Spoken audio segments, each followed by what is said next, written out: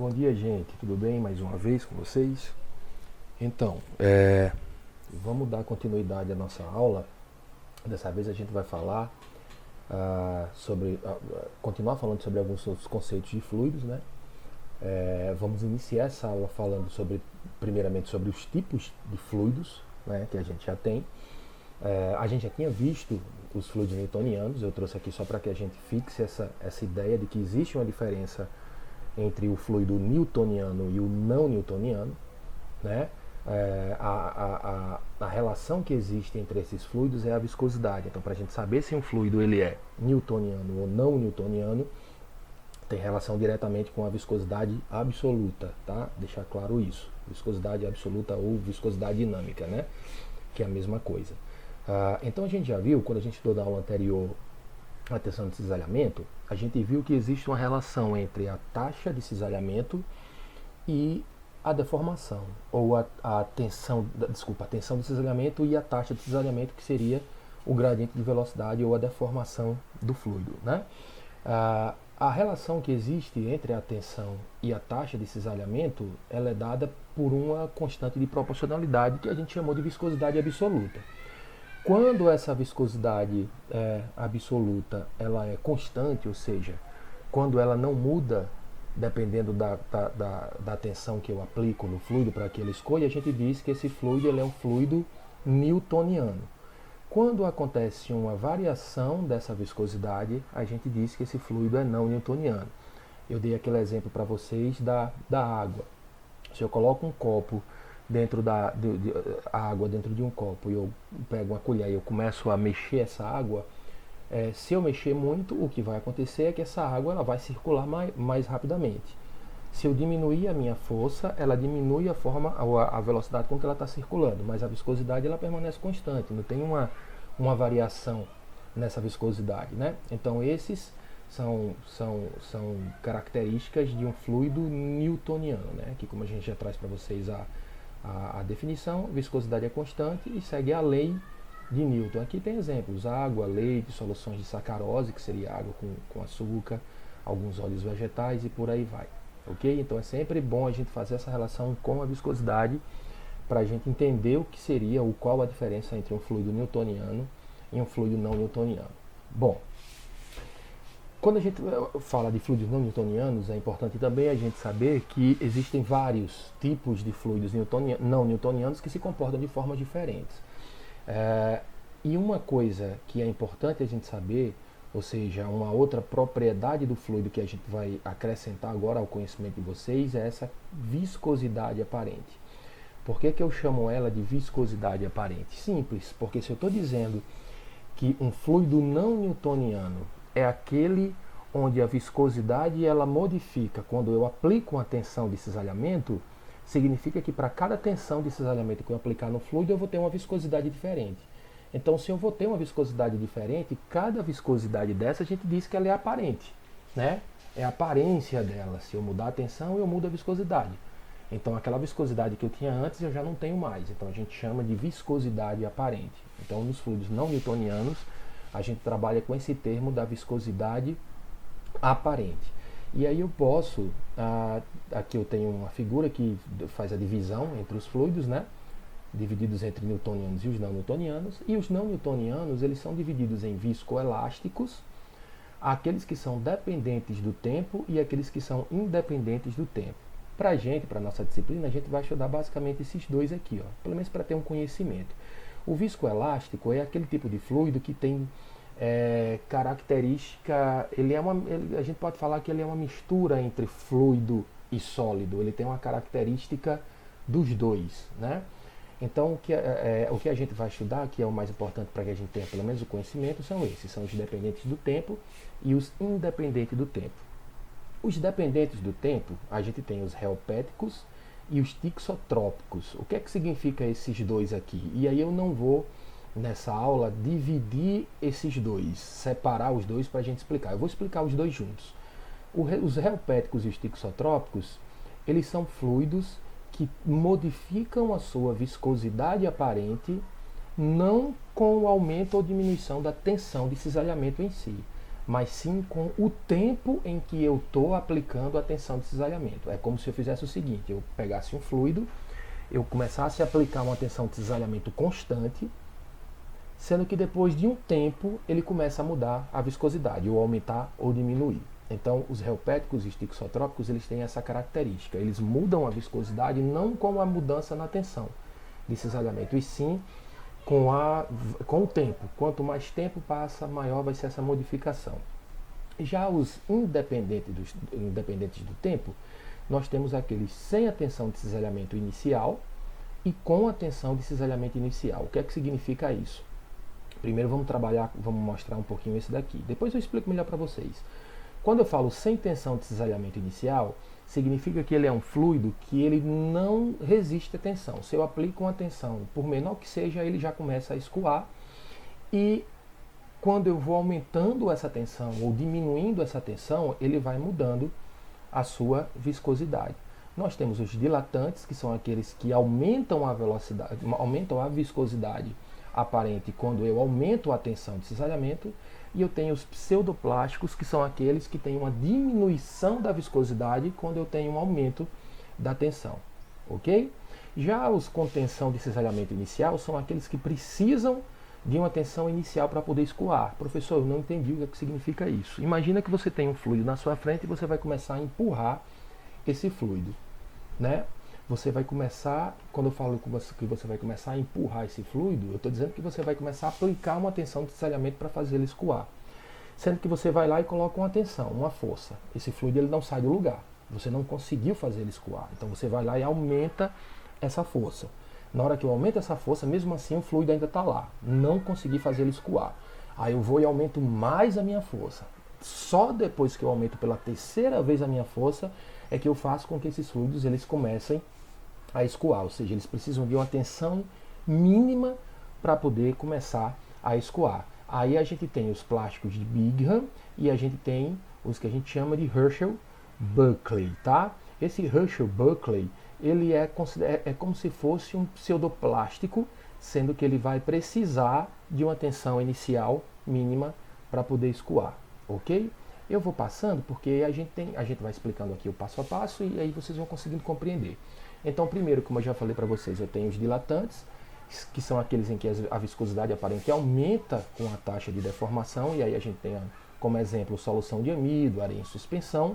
Esses são exemplos de fluidos dilatantes, mais uma vez, são aqueles que, quando eu aplico ou quando eu aumento a tensão de cisalhamento, eles aumentam a viscosidade. Quanto mais força eu coloco nele, quanto mais tensão eu coloco, mais difícil de escoar.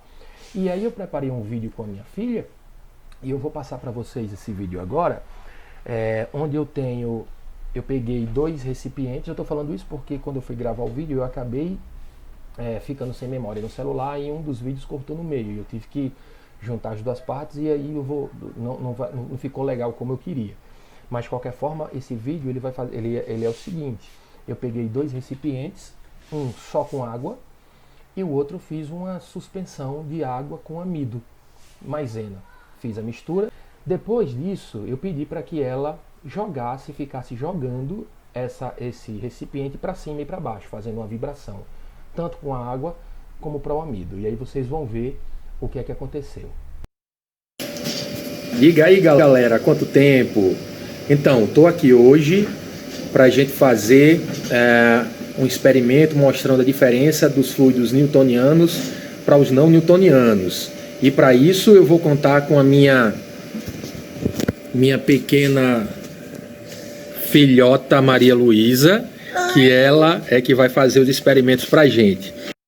Então, como vocês podem ver, ó, ele é bastante fluido, ó, bastante líquido quando eu tenho baixas tensões de cisalhamento. O grande problema dele é quando a gente aplica grandes tensões de cisalhamento. E aí eu vou fazer o exemplo agora com a minha assistente. Eu vou pedir para ela pegar essa água e vai começar a colocar essa água para baixo e para cima. Ela vai fazer uma vibração, vai se molhar todinha, mas não tem problema não. Faça, mas não jogue muito para cima não. Vá, começa a jogar assim, ó, assim, daquele jeito que eu lhe falei. Ó, pronto, muito bem. Agora eu vou pedir para ela fazer a mesma coisa com o nosso fluido não newtoniano. Faça. Ela, ó, bem líquido, agora ela vai começar a jogar para cima. Ó, ela joga para cima, pode jogar com mais força. Mas ele não sai do lugar, ó. Tá vindo quase no celular e ele não sai do lugar. Deixa eu ver se eu consigo, derramou aqui um pouquinho, deixa eu ver se eu consigo vibrar para vocês verem, ó. Ele não sai do lugar, justamente por causa da viscosidade que aumenta quando eu aumento a tensão de cisalhamento. Então agora diga tchau pro pessoal que você está querendo. Bom, aqui nós temos os pseudoplásticos. Os pseudoplásticos, eles são fluidos em que, como eu já falei, a viscosidade aparente ela diminui com a taxa de deformação. Quanto mais tensão eu aplico, menos viscoso, mais fino, mais fácil de escoar fica o meu fluido. Eu sempre gosto de dar esse exemplo. Imaginem vocês numa floresta e vocês caem numa poça de areia movediça. O que é que geralmente, quando a gente vê as histórias, o que é que as pessoas falam se você cair numa areia movediça? Não se mexa. Porque quanto mais você se mexe, mais você afunda. Então, quando você está se mexendo, o que é que você está fazendo? Você está aplicando uma tensão de cisalhamento naquele fluido.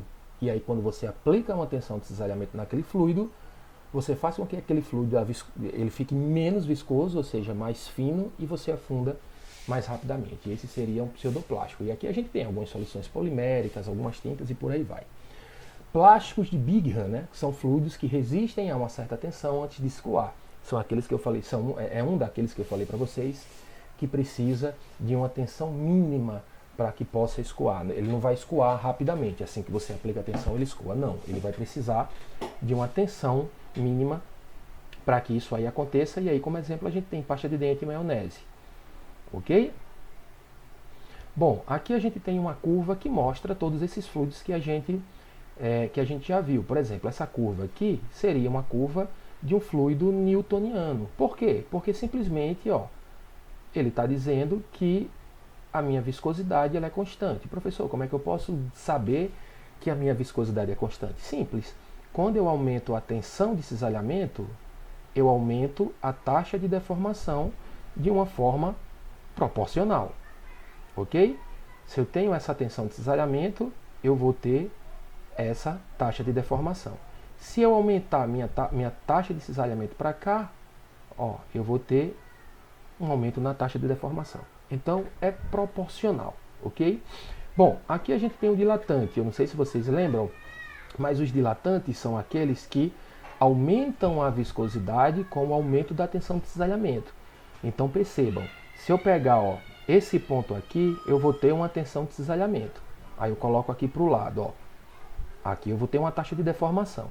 Vocês percebem que desse ponto, ó, desse ponto aqui para cá, ó, ele tem uma taxa de deformação menor, né? Nesse pedacinho aqui, onde essa curva está mais inclinada, ela tem uma taxa de deformação menor do que daqui para cá, certo? Do que daqui para cá. Então significa que se ele tem uma taxa de deformação menor, é porque ele teve um aumento na sua viscosidade.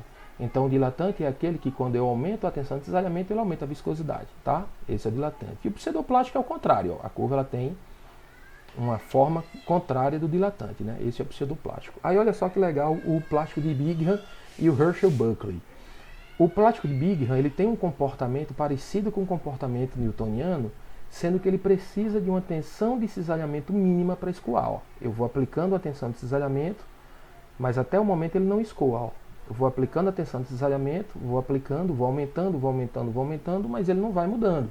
Ele não vai saindo do lugar. Só quando eu atinjo essa mínima tensão de cisalhamento é que esse fluido ele começa a escoar. E aí o plástico de Bingham, depois que ele atinge esse início, essa tensão mínima de cisalhamento, ele tem uma característica parecida com a do newtoniano. Ele tem a viscosidade, ela não varia com o tempo. Já o de Herschel-Buckley, ó, ele tem uma característica do pseudoplástico. E isso tudo depois que ele atinge a viscosidade, a tensão de cisalhamento mínima. Ok? Bom, gente, aqui nós temos outra definição que é importante também a gente conhecer, que é da tensão superficial, né? E aqui eu trouxe essa definição: força por unidade de comprimento que atua na interface entre dois fluidos decorrente de um desbalanço das forças de coesão molecular próximo à superfície do fluido. Ih, rapaz. Imagina que a gente tem esse recipiente e aqui eu tenho um fluido, mas vamos imaginar a água, que a água ela tem uma tensão de cisalhamento, uma tensão superficial elevada. O que é que significa isso? Bom, se a gente analisar uma molécula aqui no centro do fluido, essa molécula ela vai sofrer uma interação com as moléculas que estão ao seu redor. Então, como ela está aqui no centro do escoamento, eu vou ter moléculas em todos os lugares aqui, ó. Por isso que a minha setinha ela está mostrando isso. Essa interação que eu chamei, que eu acabei de falar para vocês, é o que a gente chama de coesão molecular. Coesão significa isso, é a força que faz com que as moléculas elas fiquem juntas umas das outras. Então, aqui no centro, essa molécula ela vai sofrer interação de várias outras moléculas. Essas forças elas vão ser divididas entre várias moléculas que estão circulando essa molécula no centro. E já aqui em cima, essa molécula aqui, ela só vai sofrer força de coesão das moléculas que estão ao seu lado, na superfície, né? Porque aqui em cima não tem mais molécula de água, aqui já é o ar. Então ela vai sofrer as forças de coesão das moléculas que estão ao seu lado e das moléculas que estão abaixo. Isso aqui faz com que eu tenha várias moléculas conectadas a essa molécula aqui na minha superfície. E como as forças que atuam sobre essa molécula são só as da direita e da esquerda e as que estão abaixo, ou seja, acima não tem mais nada, ela forma como se fosse uma película. É como se eu tivesse várias moléculas, uma dando as mãos às outras aqui, ó. Tá? É como se eu tivesse várias moléculas, cada uma dando as mãos às outras moléculas. E elas não permitem, por exemplo, que essa água ela consiga escoar, ou seja, passar desse ponto para esse com tanta facilidade. A gente sente muito isso quando a gente pula, por exemplo, numa piscina de barriga. Quando a gente cai de barriga ou de costas numa piscina, a gente percebe que dói. É como se naquele momento eu tivesse uma dificuldade para poder entrar naquela água, para poder ingressar na água. Justamente isso acontece por causa dessa tensão superficial. E a explicação é basicamente essa que eu falei para vocês. A tensão superficial é dada pela letra grega sigma, e ela é expressa no sistema internacional em Newton por metro, como a gente já tinha comentado. Ok, mas professor, por que é importante eu estudar a tensão superficial?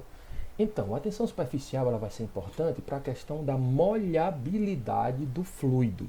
Então, quando a gente fala em molhabilidade do fluido, significa o seguinte: existem fluidos que são mais fáceis de molhar uma superfície do que outros.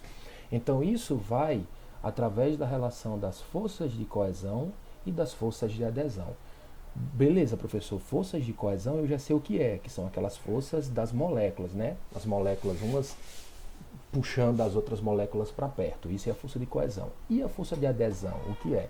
A força de adesão é justamente as forças que essas moléculas de um fluido têm sobre as moléculas de um sólido. É a capacidade que essas moléculas têm de, entre aspas, se grudar no sólido. Então, quanto maior a força de adesão, maior vai ser o que a gente chama de molhabilidade, ou seja, a capacidade que esse fluido tem de se molhar. Se vocês observarem aqui, ó, essa figura está completamente achatada. Significa que é porque ela está molhando completamente esse sólido. E já aqui, se vocês observarem essa área de contato, é uma área de contato muito pequena. Ou seja, a gente fala que nesse caso aqui, essa que pode ser uma gota, por exemplo, de água, essa gota ela não está conseguindo molhar esse sólido. Isso aqui é importante porque em algumas situações a gente vai precisar quebrar a tensão superficial da água. Por exemplo, a gente sabe que água e óleo não se misturam. Isso a gente aprende desde muito cedo. Óleo e água não se misturam. Mas, por exemplo, quando eu trabalho com fluido de perfuração, existem alguns fluidos de perfuração. Um fluido de perfuração ele é uma mistura de várias coisas, né? E existem fluidos de perfuração que eles têm dentro da sua composição água e óleo. Mas aquele fluido de perfuração, ele não pode ser heterogêneo, né? Eu não posso ter fases diferentes, tem que ser uma coisa só, ele tem que ser homogêneo. Então eu preciso fazer com que aquela água ela se junte de alguma forma com o óleo. Então como é que a gente pode fazer isso? Como é que geralmente a gente faz isso? A gente aplica um tensoativo, a gente coloca uma substância nessa água, um sabão, por exemplo, né, que faz com que essa película seja quebrada, né, essa película, essa tensão superficial seja quebrada, e aí eu faço com que aconteça uma melhor interação entre o óleo e a água. Claro, os tensoativos eles têm uma característica diferente. Ele é uma molécula que é uma parte polar e uma parte apolar. Então o que é que ele faz? A parte polar se junta com a água e a parte apolar se junta com o óleo. É como se fosse um mediador de uma briga. A água está brigando com o óleo, então eu preciso de um mediador para fazer com que os dois façam as pazes. Então esse mediador ele chega, segura na mão da água e segura na mão do óleo. Então faz com que os dois se juntem dessa forma. É por isso que eu consigo lavar o meu prato depois do almoço, que está com muita gordura, se eu colocar sabão. Porque o sabão ele faz isso, ele segura o óleo e segura na água. Então ele segura o óleo e na hora que eu passar a água ele vai junto, tá?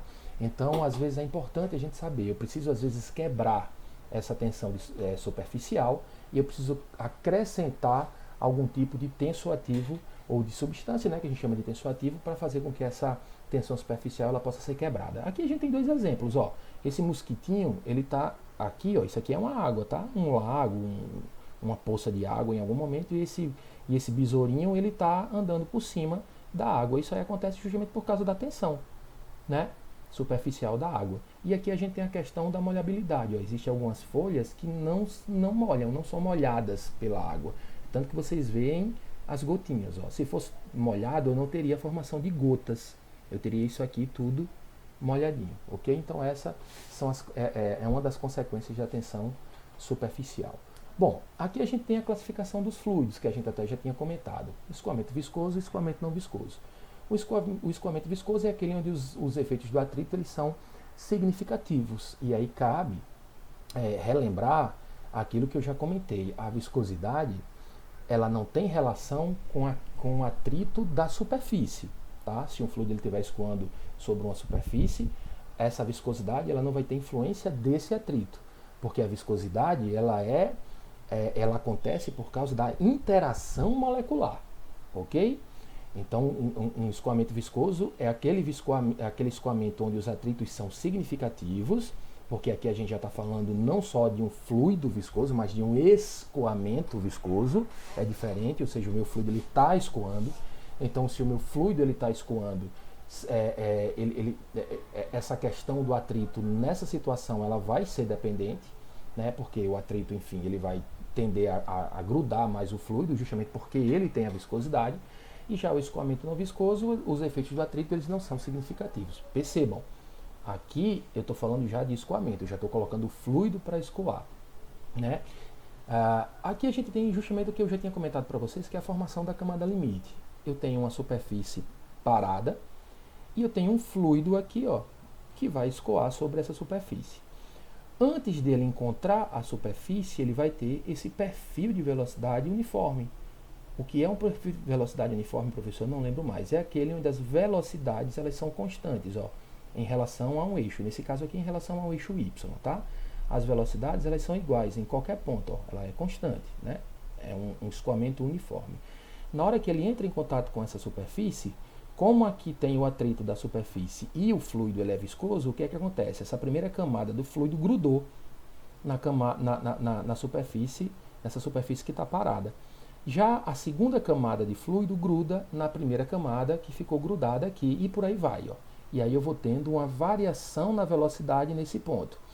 Quanto mais eu ando por cima dessa superfície, ó, quanto mais eu ando por cima dessa superfície, maior vai sendo a variação, ou os pontos em que eu vou tendo variação de velocidade, ok? Porque essa viscosidade, essa camada de fluido que foi grudada aqui embaixo, ela vai grudando a de cima, que depois vai grudando a de cima, que depois vai grudando a de cima e por aí vai.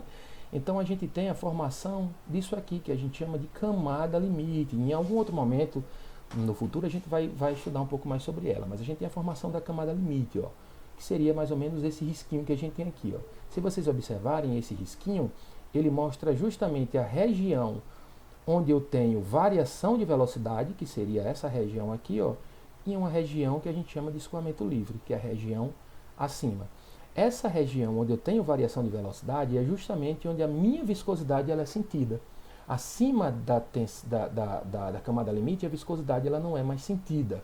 Não é que ela não existe, mas ela não é mais sentida em relação ao atrito. O atrito ele não tem mais capacidade de fazer com que essa viscosidade interfira no escoamento do fluido. Por isso que a gente chama de escoamento livre. Ok? Aqui, ó, camada limite é a região do escoamento na qual o efeito das forças viscosas é sentido. Acima dele, eu não tenho mais como sentir as forças viscosas. Joinha? Aqui já é a mesma coisa que a gente tem estudado, sendo que em um tubo ou um duto, por exemplo, né? Então imagina que aqui eu tenho uma tubulação, eu fiz um corte nessa tubulação e eu tenho a mesma coisa, um fluido que vai escoar dentro dessa tubulação. Antes dele encontrar a tubulação, ele tem essa característica aqui, ó. Ele tem um perfil de velocidade uniforme. Na hora que ele entra em contato com as paredes internas dessa minha tubulação, ó, ele vai grudar aqui e vai grudar aqui. E vai ter essa variação aqui, ó, esse ponto de variação de velocidade. Aqui vai ser constante, que é um ponto onde a viscosidade ela não está sendo, as forças viscosas não estão sendo sentidas, né? E aqui eu também vou ter variação de velocidade. Quanto mais eu entro na tubulação, ó, quanto mais eu entro, mais vai mudando a minha camada limite, ó, até que chega um ponto onde eu tenho essa camada limite aqui e essa camada limite ela não muda mais. Independente de quanto eu ande para cá, ó, essa camada limite ela não vai mudar mais. Se vocês observarem essa camada limite, ela não vai ter uma região de viscosidade, uma região em que eu não sinta a viscosidade, como é esse caso, né? Ela não vai ter uma região, ela vai ter um ponto, que seria esse ponto aqui, ó, de velocidade máxima, tá? Então aqui a gente tem a formação da camada limite, ó. A camada limite é justamente isso daqui, certo? Vai chegar um ponto onde essas duas camadas limites, podemos dizer assim, elas vão se encontrar. E a partir desse ponto, esse meu escoamento aqui, ó, ele vai ser livre, ele vai ter uma velocidade máxima, que vai ser justamente nesse ponto. Isso aqui é o que a gente chama de escoamento de entrada, ou região de entrada, mas a gente vai falar sobre isso melhor lá na frente, ok? Por enquanto, basta a gente entender o comportamento e por que é que surgem essas camadas limites. Tá joia? Bom, nós temos duas outras informações que são muito importantes, dois tipos de escoamento. O que a gente chama de escoamento laminar e o escoamento turbulento, tá? No escoamento laminar, como o próprio nome já diz, é um escoamento onde eu tenho lâminas, é um escoamento feito por lâminas. O que é que seria isso? Seria um escoamento que se deslizam em relação às outras sem uma mistura muito forte, né? É como se realmente eu tivesse camadas, uma camada em cima da outra, em cima da outra, em cima da outra, e essas camadas elas escoam sem que se misturem, né? Isso é o que a gente chama de escoamento laminar. Esse escoamento laminar, a gente consegue sempre ele em baixas velocidades, tá? Que é típico, né, desses fluidos viscosos a baixas velocidades. Já o escoamento turbulento também, o nome já diz. É quando ao invés de um escoamento laminar, eu tenho um escoamento muito turbulento. Eu não consigo ver as lâminas do escoamento. É como se uma partícula que está abaixo, ela passa para cima, depois ela volta para baixo, vai para cima, vai para baixo. Ela fica tendo toda essa turbulência, tá? E aí existe uma observação, que existe um escoamento que se alterna entre laminar e turbulento. É um escoamento que a gente não sabe identificar se ele é totalmente laminar ou totalmente turbulento. E a gente chama esse escoamento de transitório, ok? Aqui a gente tem exemplos, ó. Aqui é o exemplo de um escoamento laminar. Você consegue visualizar as lâminas de escoamento. Aqui é transitório e aqui é turbulento. Vocês percebam que ele é bem turbulento, ok? Bom, mas como é que a gente chegou a essa conclusão? Na verdade, como é que eu sei que existe um escoamento turbulento e um escoamento que é laminar? Quem descobriu isso pra gente foi Reynolds, em 1880, né? O que é que Reynolds fez? Reynolds ele inventou um aparato parecido com esse, ó. E o que é que significa isso? Aqui eu tenho um fluido qualquer, vamos imaginar que seja a água. Esse recipiente é conectado a uma tubulação e aqui eu tenho um registro. Esse registro ele serve para a gente variar a vazão, ou seja, a velocidade com que esse fluido ele vai passar por essa tubulaçãozinha aqui. Essa tubulação ela era uma tubulação de acrílico, de vidro, enfim, alguma coisa que eu conseguisse visualizar esse escoamento, esse líquido passando. E aqui eu coloquei, ele, Reynolds, colocou um outro tubinho, ó, né, com um corante, só para ele poder visualizar esse escoamento. E aí o que é que Reynolds ele começou a observar? Ele começou a observar que quando essas velocidades elas eram muito pequenas, muito baixas, o fluido ele se comportava assim, ó, de forma linear, de forma laminar. E aí ele começava a abrir mais essa válvula, esse registro, e a velocidade começava a aumentar. E quanto mais a velocidade aumentava, mais turbulento esse fluido ficava. E ele começou a perceber que existia uma relação dessa característica laminar ou turbulência com a velocidade. Por quê? Porque assim, como ele estava trabalhando com um fluido qualquer, ele já conhecia a massa específica desse fluido, né? Ele conhecia o diâmetro da tubulação, porque foi ele que projetou. E ele conhecia também a viscosidade do fluido, porque ele já sabia que fluido era, por exemplo, a água. A única variável que ele tinha era a velocidade, né? Então ele sabia que, com base na velocidade, ele tinha como saber se o fluido era laminar ou turbulento. E o que é que ele fez? Ele descobriu simplesmente um número, que ele chamou de número de Reynolds, que é um número adimensional, fazendo experimentos, né? Foi uma coisa empírica, ele começou a fazer experimentos e ele chegou à conclusão de que quando esse número de Reynolds ele é abaixo de 2300, se eu substituir massa específica, velocidade, diâmetro e viscosidade e ele der abaixo de 2300, o escoamento é laminar. Se o número de Reynolds der acima de 4000, o escoamento é turbulento. Professor, mas entre 2300 e 4000 é aquele escoamento transitório. A gente não tem como saber se ele é laminar ou se ele é turbulento. E se cair, professor, por acaso, nessa situação, como é que a gente vai calcular? Aí eu já deixo vocês tranquilos, porque provavelmente não vai cair, tá bom? Provavelmente não cai. Geralmente os escoamentos, quando eles são turbulentos, eles são muito turbulentos, 50 mil, 60 mil, 70 mil. E quando eles são laminar, eles são muito, muito laminares, 500, 600. Então, assim, dificilmente você vai ter um Reynolds, um número de Reynolds caindo aqui no meio dos dois, tá joia? Esse vídeo ele mostra justamente o que a gente falou do escoamento, tá bom?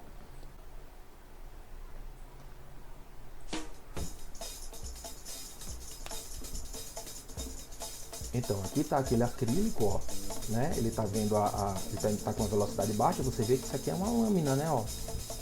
Tá uma lâminazinha. O que é que ele vai começar a fazer? Ele vai começar a aumentar a velocidade do escoamento, a velocidade com que esse fluido ele está passando aí. Então, ó, você já vê que já começa uma certa turbulência. Ó. Ele vai aumentando a velocidade e vai ficando turbulento. Nesse caso está intermediário, né, passando de um para o outro.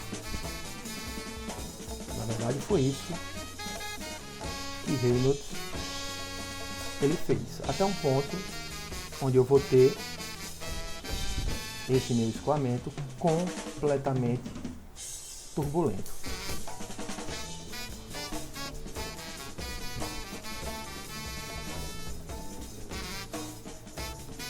Olha aí como é que ele já está completamente turbulento, ó. Tá vendo? Inclusive essa linha ela até já aumentou, né? Ó, ela está mais grossa, então isso aí ele já conseguiu a sua turbulência completa. E ele consegue isso através do aumento da velocidade. Ok? Bom, nós temos aqui outras classificações, por exemplo, escoamento em regime permanente e escoamento em regime não permanente. Um escoamento em regime permanente é aquele onde as propriedades em qualquer ponto fixo do sistema não variam com o tempo. Já o escoamento em regime não permanente é aquele em que as propriedades em qualquer ponto fixo do sistema variam com o tempo, tá? Professor, me explique melhor isso porque eu não consegui entender bem como é que funciona. Então vamos lá. Deixa eu ver se eu consigo fazer um desenho aqui para vocês. Deixa eu colocar uma caneta. Vamos imaginar essa situação aqui, ó. Imagine que eu tenha uma tubulação. Aqui eu tenho uma tubulação. E que essa tubulação, ela tenha uma diminuição no seu diâmetro, né? Imagina que isso aqui seja uma tubulação. Uma tubulação com diâmetro maior, uma parte com diâmetro maior, uma parte com diâmetro menor. Aqui eu tenho o ponto 1 e aqui eu tenho o ponto 2, certo? Então eu vou fazer uma pergunta para vocês e vocês vão pensando e depois eu vou dar a resposta. Eu sempre faço isso em sala de aula e é a primeira vez que eu estou fazendo isso remotamente. Se o fluido está escoando aqui, a primeira pergunta que eu faço para vocês é a seguinte: a velocidade no ponto 1 e no ponto 2, ela é a mesma? Essa é a primeira pergunta que eu faço para vocês. Então vocês vão dar uma pausa agora e vão pensar. E aí vocês vão me responder. Vezes esse vai dar mais 3bc ao quadrado, mais b a terceira, mais c a terceira, na verdade, ó. E aqui, ó, tchá, e aqui, ó, tome, aqui, ó, tchá, e aqui, ó, tome, na verdade, ó. E aqui, ó, tchá, tchá, e aqui, ó, tome, tome, na verdade, ó, tchá, e aqui, ó, tome, tome, na verdade, ó. Logo você percebeu que o resultado é zero.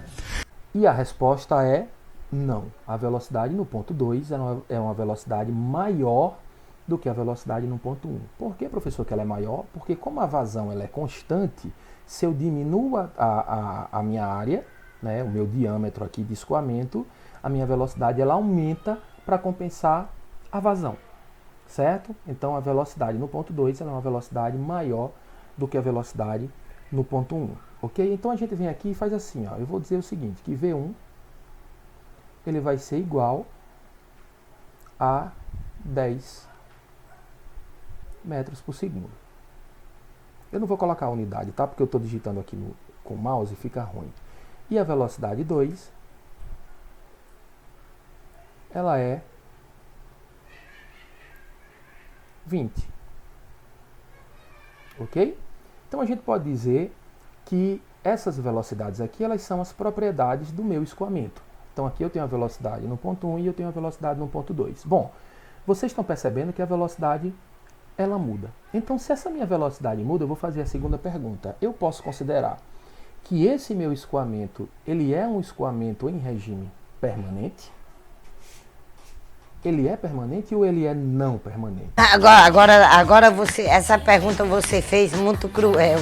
A resposta para essa pergunta que eu fiz para vocês é não sei, professor.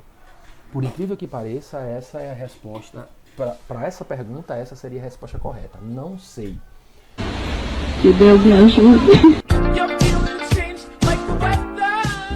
Professor, por que eu não sei? Primeiro porque eu não dei a informação, quando eu fiz a pergunta, se a vazão era constante, tá? Aí agora eu vou refazer. Se a minha vazão ela for constante, esse escoamento aqui, ele é permanente ou não permanente? Se a minha vazão ela for constante. Aí vocês deem pausa, pensem e respondam. Aí a resposta é o quê? A resposta é que sim, esse meu escoamento ele vai ser permanente se a minha vazão ela for constante. E, professor, eu tinha achado que não era, justamente porque você disse que as propriedades elas não variavam. Aqui está variando, ó. Aqui é 10 e variou para 20. Então eu achei que esse escoamento ele era não permanente. Mas percebam, é quando as variações com o tempo. Quando não existe a variação com o tempo, o regime é permanente. O que é que significa a variação com o tempo? Significa esse 10 aqui, ó. Se esse 10 ele não mudar, se ele continuar sempre sendo 10, permanente. Se esse 20 ele continuar sempre sendo 20, permanente. E como é que eu consigo isso? Eu consigo isso com a vazão constante. Caso eu mude a vazão, vamos imaginar que a minha vazão ela era 3 metros cúbicos por segundo, que é uma vazão muito elevada, né? 3.000 litros por segundo, e eu baixo ela para 1 metro cúbico por segundo. Na hora que eu estou baixando de 3 para 1, essa velocidade aqui também vai baixar e essa velocidade aqui também vai baixar. Então, nesse caso, eu teria um escoamento não permanente. Mas nesse exemplo que eu falei para vocês aqui, levando em consideração que a vazão ela é constante, o meu escoamento é um escoamento permanente, porque a variação tem que ser com o tempo e não com o espaço, certo? É com o tempo. Bom, escoamento compressível e escoamento incompressível. Aqui é importante a gente saber que que a gente já estudou compressibilidade, mas era quando o fluido estava parado. Lá na época, eu falei, na ocasião da nossa aula, eu falei para vocês que eu tenho o líquido e o gás. O líquido é não compressível e o gás ele é compressível. Mas aqui eu já estou tratando de escoamento, eu estou escoando, tá? Então, um escoamento compressível, a massa específica, ela não se mantém constante ao longo do escoamento. E isso é um escoamento compressível. Por exemplo, se eu estivesse passando um gás aqui e por algum motivo eu tivesse uma mudança na pressão e eu tivesse uma variação na minha massa específica desse ponto para esse ponto aqui, aí eu diria que o meu escoamento ele era compressível, porque houve uma compressão do meu gás nesse caso, aqui, tá joia? Aí eu falaria que o meu escoamento era compressível. Nesse caso que eu estou escoando água, não houve compressão nenhuma, então a gente pode dizer que o escoamento é um escoamento incompressível, porque a massa específica ela se manteve constante ao longo do escoamento, ok? Então quando a gente tem o escoamento dos gases em geral, a gente tem geralmente um escoamento compressível, porque eu vou ter em algum momento uma compressão desse gás, tá? Já nos líquidos a gente fala que o escoamento ele é incompressível, ok? Mas aqui tem uma observação que ela é importante, olha só. O escoamento dos líquidos, eu já falei que eles são incompressíveis, né? E isso é assim, com alto nível de precisão. Mas o escoamento dos gases, não necessariamente eles vão ser sempre compressíveis. O escoamento dos gases que eu estou falando, nem sempre eles vão ser modelados como compressíveis. E isso acontece o seguinte, ó, a gente considera um escoamento incompressível quando as mudanças na massa específica elas estiverem abaixo de 5%. Quando eu tiver uma variação abaixo de 5% da minha massa específica, a gente diz que esse escoamento ele é incompressível, tá? E quando é um gás que está escoando, eu consigo manter a massa específica abaixo de 5% quando o meu número de mesh é de 0,3. O número de mesh é aquele que relaciona a velocidade do escoamento com a velocidade do som. Ok? Então, como eu tenho a velocidade do som aproximadamente 346 metros por segundo, na temperatura ambiente, nível do mar, no ar, aquela coisa toda, ok? Essa é a velocidade do som. Se eu colocar o meu número de mesh abaixo de 0,3, eu tenho que a velocidade é aproximadamente 100 metros por segundo. Então, o que é que significa? Significa que os efeitos da compressibilidade do ar eles podem ser desprezados para velocidades abaixo de 100 metros por segundo. Os efeitos da compressibilidade, ou seja, abaixo de 100 metros por segundo, se ele tiver com uma velocidade abaixo de 100 metros por segundo, ele é incompressível, ok? O gás. Ele só começa a ter tendências de compressibilidade quando ele passa dessas velocidades aqui de 100 metros por segundo. Joinha, gente.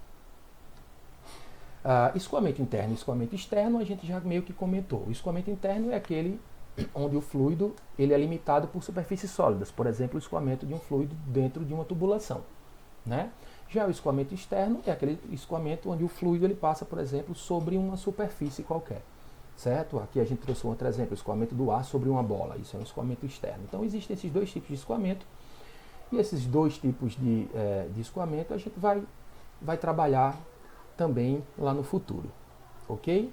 Escoamento unibiotridimensional é a função do número de coordenadas espaciais necessárias para especificar esse campo de velocidade, né? Então a gente consegue já ter uma ideia do que é um escoamento unibitridimensional, analisando ele na forma das partículas.